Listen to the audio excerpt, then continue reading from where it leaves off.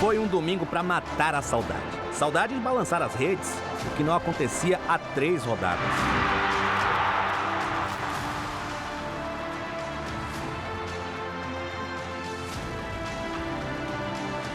Saudade também de vencer uma partida, o que o Bahia não conseguia há 8 jogos, 6 deles no Brasileirão. Para acabar com essa seca, o Esquadrão escalou um trio de ataque diferente na equipe titular contra o América Mineiro, na Arena Fonte Nova. Ademir, Rafael Ratão e Everaldo. E eles deram trabalho para o Coelho. Grande parte dos lances de perigo do tricolor era com a velocidade de Ademir pela ponta direita.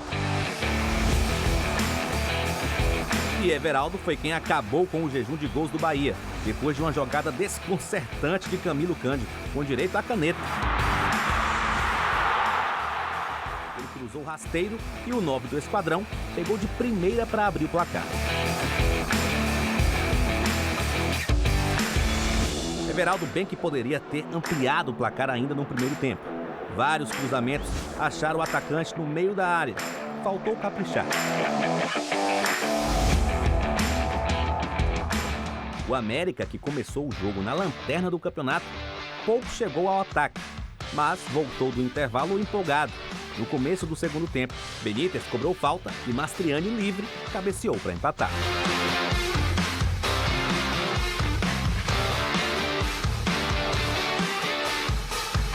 O desempate veio com Cauli numa arrancada sensacional.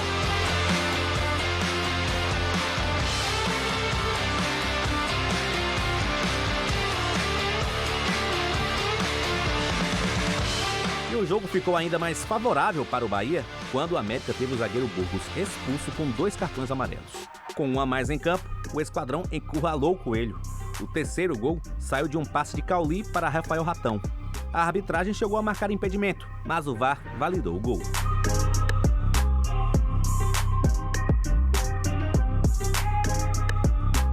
Diante de 34 mil pessoas na arena, o Bahia não só matou a saudade de gol e de vencer uma partida, como também saiu da zona de rebaixamento. Inevitavelmente passou um filme na cabeça do torcedor do Bahia. Afinal, nas 17 partidas anteriores, foram 10 empates, 6 derrotas. Só venceu uma. Mas essa noite foi tricolor. Hoje conseguimos, de facto, aproximar muito daquilo que eu quero enquanto jogarmos em 4-3-3.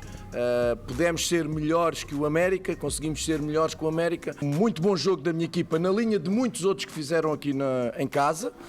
E, portanto, uma vitória importante, 3 pontos, continuar a trabalhar.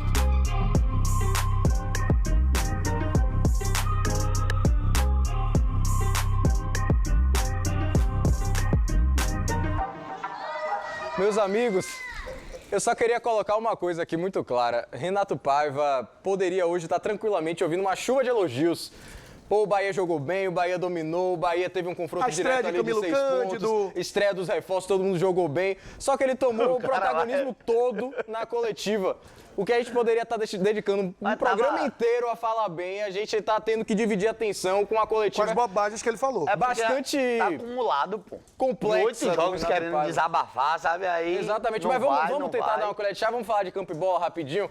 Queria saber de vocês, esse jogo do América Mineiro, dá de fato um alento, uma esperança pro torcedor de que as coisas vão melhorar ou tudo tem que ser colocado em perspectiva porque era o lanterna do campeonato, o Bahia realmente tinha a obrigação, entre aspas, de trazer esse resultado ou realmente o time melhorou? Já deu para perceber alguma coisa?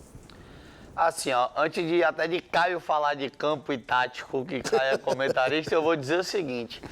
Acreditar, William, eu sou descarado, eu acredito todo jogo. Todo jogo. Eu costumo dizer pro torcedor do Bahia o seguinte, meu irmão, eu acreditei Bahia e Faixa quando a gente dependia de outro jogo, onde o improvável tinha que acontecer e aconteceu, e o que parecia ser mais difícil era o Bahia ganhar o jogo, porque foi desenvolvendo o que aconteceu e o Bahia ganhou. Então, desde então, eu digo assim, acreditar sempre, pode ser o que for. Primeiro que o Campeonato Brasileiro é o campeonato mais maluco que tem no mundo. É o campeonato que o Lanterna ganha do líder e tal. Hoje o Bahia enfrentou o América e o torcedor do Bahia, ele vai, ele acredita, ele torce.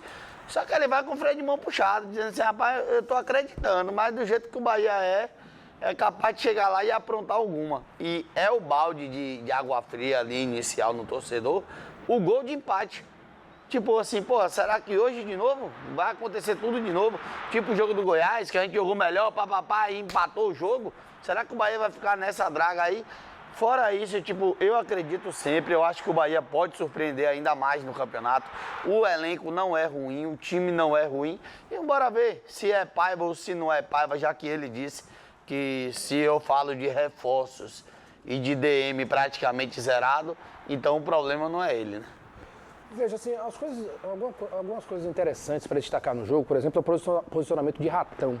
Ratão foi um jogador que, teoricamente, estaria ali pela ponta esquerda como extremo, mas ele caiu muito por dentro. Como ele caiu por dentro, ele se juntava, ficava muito próximo do Everaldo, e isso trazia ali uma aproximação muito boa para as jogadas acontecerem. Por outro lado, você viu um Ademir fazendo a amplitude pelo lado direito e também um Camilo Cândido. Isso espaçou a linha adversária, né? O intervalo entre os jogadores. E aí os espaços começaram a aparecer no meio de campo. Por isso que Cauli ontem teve uma das melhores atuações com a camisa do Bahia, jogou demais, fez gol, deu assistência. Ele teve companhias técnicas para ajudar ele, para justamente puxar essa marcação. Faltava isso. Cauli, em muitos momentos, driblava o primeiro, driblava o segundo, driblava o terceiro e não tinha a quem dar. E não tinha esse jogador de referência junto com ele para puxar essa marcação e abrir espaço para ambos os jogadores. Então isso aconteceu ontem por causa de Rafael Ratão. Detalhe também para Gilberto, né? Gilberto é um jogador que ele pode ser um lateral de base, na base das jogadas, mas pode ser um cara também que explore a linha de fundo. Mas ontem ele caiu muito por dentro e quando ele cai por dentro, ele ajuda o meio-campo, causa superioridade numérica e dificultou as ações na marcação do América Mineiro. E assim, o mais interessante, né? Quando ele faz esse movimento, né, da lateral pro meio, ele abre um corredor para Ademir e Ademir em muitos momentos fica no mano a mano e aí as jogadas foram acontecendo. Ademir fez uma partida muito boa.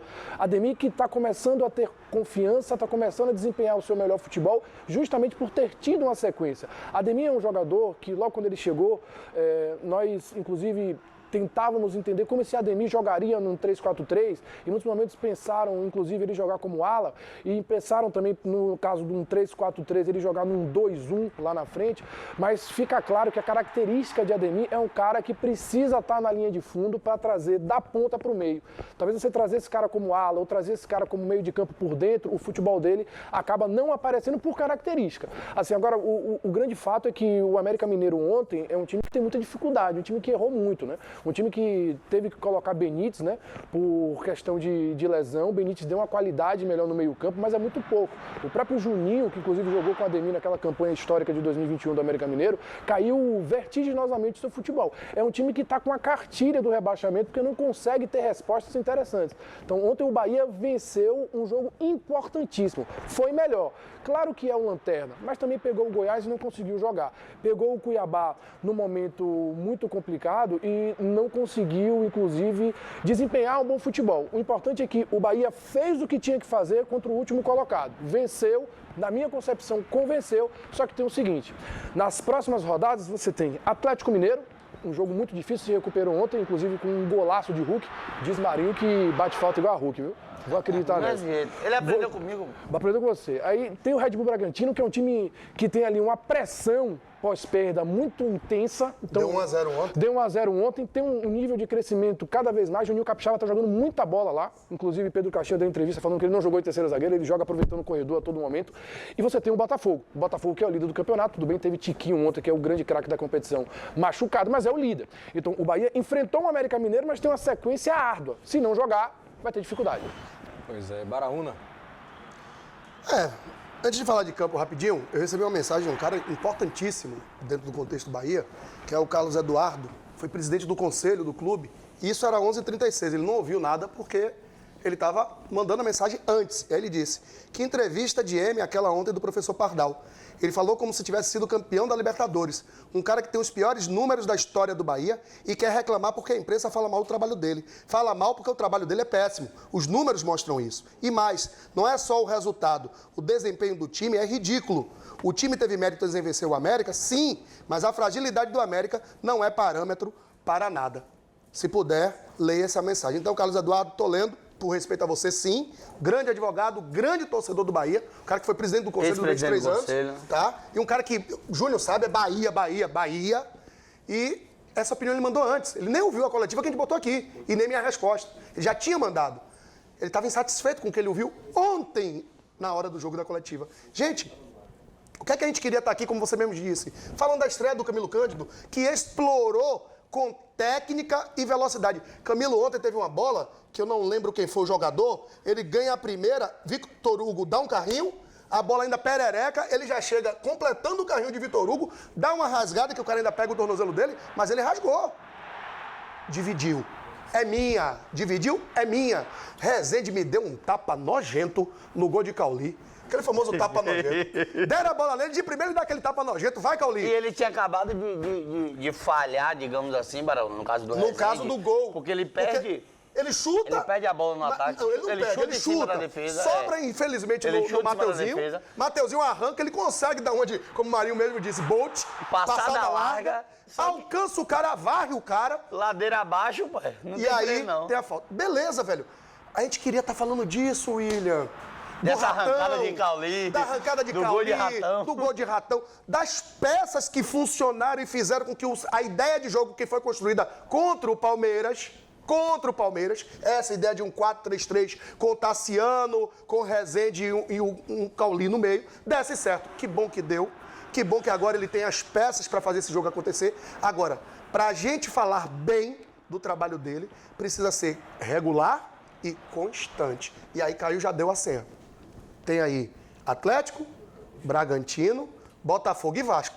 Vasco, mas tem Atlético, Bragantino, Botafogo e Vasco. Vamos aproveitar então para ver o que disse o Renato Paiva no pós-jogo, dessa vez falando sobre a pressão que ele está sofrendo. Teve protesto mais uma vez, faixa de fora Paiva, torcida mais uma vez... a faixa já está lá há algum tempo. A torcida, exatamente. Passa lá agora, não tem ninguém, a faixa está lá. A torcida segue fazendo protesto com o treinador, ele respondeu sobre isso. Não tenho reação, é normal quando a equipa está há muito tempo sem ganhar, é normal que a torcida peça a minha saída. Mas o que quero dizer à torcida é o seguinte: extraordinário estarem 34 mil pessoas aqui quando nós estamos em zona de rebaixamento.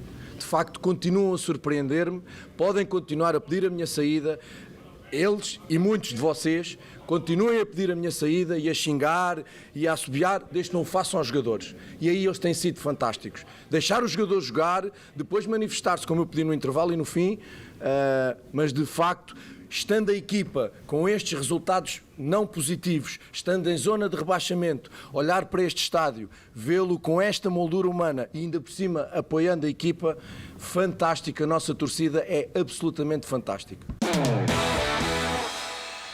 Marinho Júnior. O torcedor do Bahia, ele é diferente, é aquela coisa do que eu falei agora há pouco, de que eu acredito, a torcida do Bahia, ela é assim, ela vai, por mais que esteja pé da vida, ela vai estar ali. A gente teve maior média do Brasil, se eu não estiver enganado, o Barão não pode lembrar, em 2007 com o Bahia na Série C. Verdade.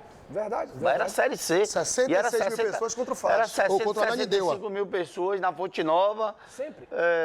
Baraúna, quando não era nem cultura ainda, jogo da manhã, Baraúna foi fazer um jogo em Ananindeua, eu acho que foi 11 da manhã, que virou gozação na época, dizendo que ao invés de água iam jogar uma quentinha, porque o jogo era meio-dia e tal. Então, assim, o momento que o Bahia passou, o torcedor sempre esteve do lado. Pode ser novidade para Paiva, pra gente não é. Pra gente não é. Falar disso daí que a torcida do Bahia fez e vai continuar fazendo é novidade pra Paiva, é novidade talvez para um Cadu Santoro, para um Raul Aguirre. Pra gente que é daqui, que é da terra, que conhece, isso não é novidade. Inclusive eu falava o seguinte, em termos de torcida e de jogar junto.